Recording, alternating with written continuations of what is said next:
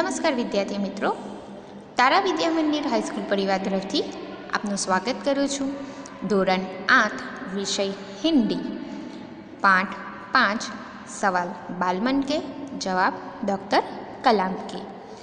विद्यार्थी मित्रों, आज हम फिर से प्रश्न के सवाल देखेंगे और उनका उत्तर जो डॉक्टर कलाम देते हैं.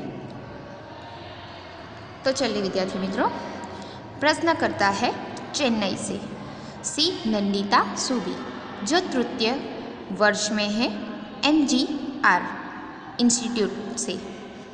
उनका सवाल है, रक्षा की दृष्टि से विजन 2020 का लक्ष्य पाने में महिलाओं की क्या भूमिका हो सकती है. यानी नंदिता सूबी का प्रश्न है कि 2020 तक आपका विज़न है जो आपने दूरदृष्टि से सोचा है, तो उस लक्ष्य में पाने के लिए, उस लक्ष्य को पाने के लिए हर एक महिलाओं की क्या भूमिका हो सकती है उसमें.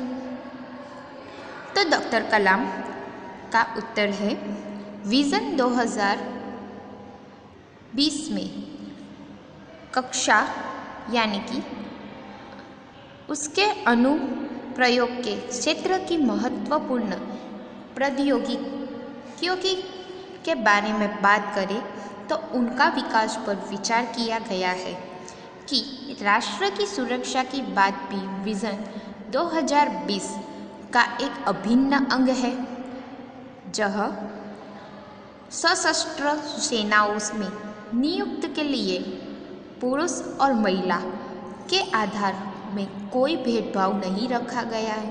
यानी जितनी पुरुषों की संख्या होगी उतनी ही महिलाओं की संख्या भी रहेगी. तीनों सेनाओं में पर्याप्त महिला अधिकारी नियुक्त है. राष्ट्रीय रक्षा क्षमताओं में वृद्धि के लिए महिलाएं उच्च स्तरीय स्मारक सेना बहुगुणक उपकरणों पर कार्य करके भी अपना सहयोग दे सकती है. यानी विद्यार्थी मित्रों, डॉक्टर कलाम कहना चाहते हैं कि मेरा जो 2020 का विज़न है उसमें स्त्री यानी कि महिला और पुरुष दोनों की जो मैंने संख्या निश्चित की है, नियुक्त की है, वो दोनों ही सर की है. जितनी पुरुषों की संख्या होगी उतनी ही महिलाओं की होगी. और महिला अधिकारी नियुक्त भी हो सकती है. जो उसने उत्कृष्ट देखाव किया तो उन्हें अधिकारी के रूप में भी नियुक्त हम करेंगे. और राष्ट्रीय रक्षा के क्षमताમાં વધારો કરવા માટે यानी कि વૃદ્ધિ કરવા માટે અમે મહિલાઓના ઉચ્ચ સ્તરનું સ્મારક બહુગુણનું ઉપકરણો પર કાર્ય કરી જ રહ્યા છે ને આપના સહયોગ તમારા મળશે એવી અમને આશા છે. यानी डॉक्टर कलाम પેલી મહિલાને કહે છે, નંદિતા સુબીને, કે જો તમારા લોકોનો સહયોગ રહેશે તો અમે આગળ ને આગળ આવી રીતે જ કાર્ય તમારા માટે કરતા રહીશું. હવે જોઈએ प्रश्नकर्ता. जो कलाम से एक बच्चे द्वारा पूछा गया था प्रश्न. एक सभा में जोधपुर दौरे पर डॉक्टर कलाम को एक बच्चे ने सामान्य सवाल पूछा था, क्या आप अति विशिष्ट व्यक्तियों के दौर पर हो रहे अनावश्यक खर्चे कम नहीं कर सकते. यानी जो व्यक्ति दौड़ की स्पर्धा में भाग ले रहा है तो उस पर जो अनावश्यक खर्च किए जा रहे हैं तो उन्हें आप कम नहीं कर सकते.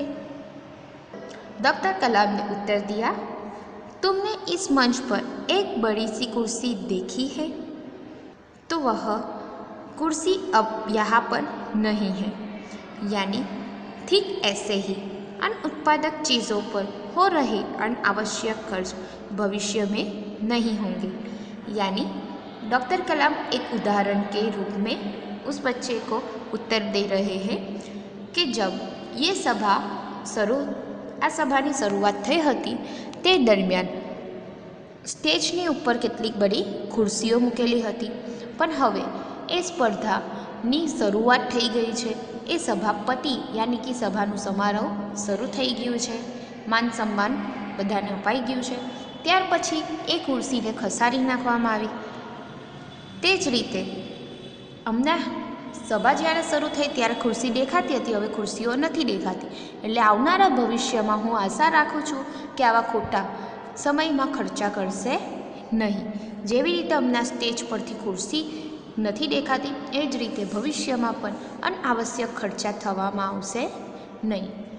ડૉક્ટર કલામ સાહેબનું એવું કહેવું છે. વિદ્યાર્થી મિત્રો, આ રીતે આપનો પાઠ 5 સવાલ બાલમન કે જવાબ ડૉક્ટર કલામ કે એ પાઠ પૂર્ણ થાય છે. વિદ્યાર્થી મિત્રો, હવે આપણે કેટલાક પ્રશ્નો જે છે તેની આપણે નાનકડી સમજૂતી મેળવીશું. સ્વાધ્યાયમાં પ્રશ્ન નંબર 1 સુધી મેં તમને હોમવર્કમાં કાર્ય આપી જ દીધું છે. હવે સ્વાध्याय प्रश्न नंबर 2, मुहावरा का अर्थ देखकर वाक्य में प्रयोग कीजिए. यानी मुहावरे का अर्थ आपको लिखना है और उसमें वाक्य में प्रयोग करना है. उसी तरह यहाँ पे प्रश्न नंबर 3 दिया गया है कि रूपरेखा के आधार पर कहानी लिखिए. यानी विद्यार्थी मित्रों, તમે ધોરણ 6-7માં कहानी लेखन करता ज આવ્યા છો. એ જ પ્રમાણે અહીંયા કહાનીના મુદ્દા કેટલાક આપેલા છે.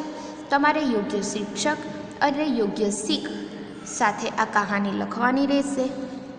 પછી પ્રશ્ન નંબર 4, मातृभाषा में अनुवाद कीजिए. यानी આ તમને પેરેગ્રાફ આપેલો છે, એનું તમારે અનુવાદન કરવાનું રહેશે ગુજરાતી ભાષામાં. માતૃભાષા યાની કે આપની ગુજરાતી ભાષામાં તમારે એનું ભાષાંતર કરવાનું રહેશે. હવે આગળના નવા ટૉપિક સાથે આપણે ફરી મળીશું. ત્યાં સુધી અસ્તુત.